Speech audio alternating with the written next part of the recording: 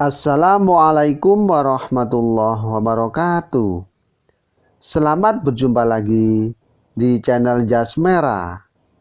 Dalam kesempatan kali ini, saya akan menjelaskan tentang konsep pendidikan Islam Khatib Al-Baghdadi bagian yang kedua. Bahwa kesadaran dapat dilihat dari hadis yang diangkatnya untuk mendorong pencarian ilmu. Dan hal ini Khatib Al-Baghdadi mengangkat hadis-hadis tersebut. Dan sebaliknya, pandangan seperti itu berarti meniscayakan alam semesta sebagai ladang ilmu. Melalui ilmu rahasia-rahasia alam dapat diketahui, dan melalui alam dengan segala fenomenanya yang dapat disikapi rahasia Tuhan yang dapat menuntun kehidupan manusia yang berada di bumi ini agar sesuai dengan syariat dan keadilannya. Dan yang ketiga adalah manusia, di mana Islam telah memberikan gambaran yang cukup jelas mengenai manusia hakikatnya, hidup dan perjalanannya, serta karakter dan potensinya, serta hubungannya dengan Tuhan, dengan sesama, dan dengan lingkungannya.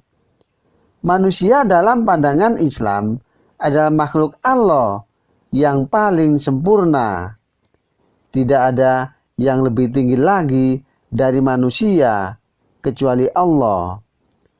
Al-Quran menunjukkan hal itu melalui kisah sujudnya malaikat pada Nabi Adam. Akan tetapi, manusia juga memiliki potensi menjadi manusia yang lebih rendah, bahkan lebih rendah dari binatang. Jadi manusia adalah makhluk yang memiliki potensi untuk baik dan jahat sekaligus.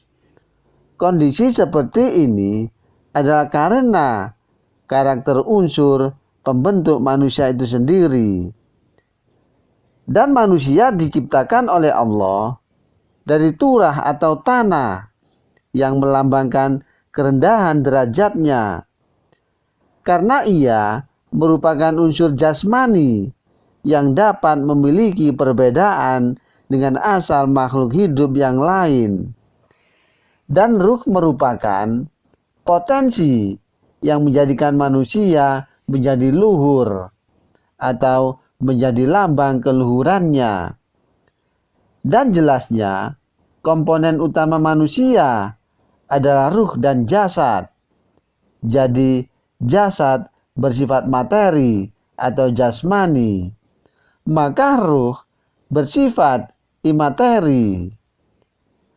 Dalam pada itu, ruh mempunyai dua daya, yakni daya berpikir yang disebut dengan akal, yang berpusat di kepala, dan daya merasa yang disebut dengan kalbu, atau hati nurani yang terpusat di dada.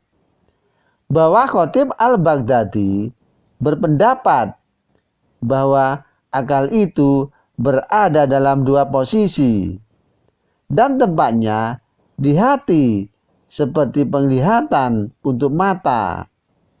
Dan dikatakan akal adalah kemampuan untuk membedakan antara beberapa informasi, dan dikatakan pula sebagai pengetahuan untuk mencegah perbuatan tercela, dan juga dikatakan sebagai dasar pemberian beban tugas. Dari penjelasan tersebut terlihat bahwa pandangannya tentang akal tidak banyak berpihak dengan pandangan para cendekiawan pada umumnya. Bahkan beliau lebih jauh merincinya sembari menekankan unsur kalbiahnya. Dan baginya, akal itu penerang yakni penerang batin dan kekuatan lahir, sebagai panduan hidup dan penyeimbangnya. Demikian juga akal baginya merupakan modal keutamaan dan sumber peradaban yang dipadankannya dengan tumbuh-tumbuhan. Asalnya naluri, cabangnya pengalaman, buahnya hasil yang baik, di mana sebuah usaha itu menunjukkan keberadaan akal. Seperti limbunnya, daun menunjukkan keindahan pohonnya. Alangkah terangnya perbedaan yang baik dan yang buruk dalam cermin akal jika hawa nafsu itu tidak menghalanginya.